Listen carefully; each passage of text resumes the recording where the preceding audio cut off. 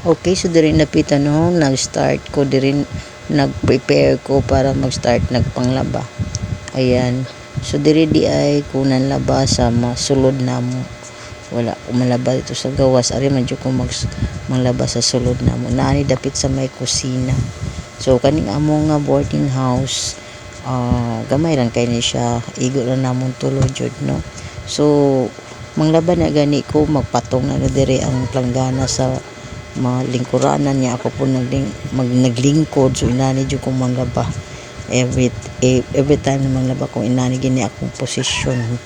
So mo ni no, ang giunahan ako panlaba ang mga gihumulan ako nga kanang mga puti oros, o kana puti na siya bitsagol nga nasa yellow ang PE ni Angel no.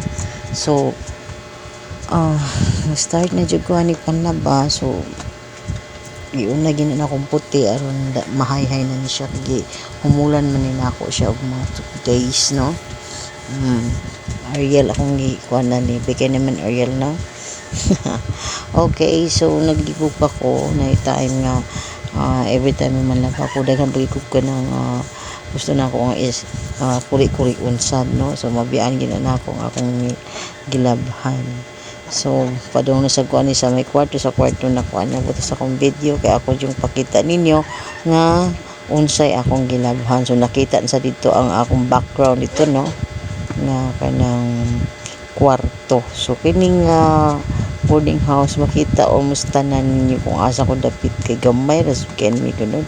Cute na cute nga boarding house nga ang maigo sig kami tulo, na ay gamay kwarto, na ay gamay sala, kitchen nga na adto ang lababo gamay ra na asa ni kaugalingong CR mo niya mong ganahan diri kay naboy kaugalingong CR ug ang kaugalingong lababo.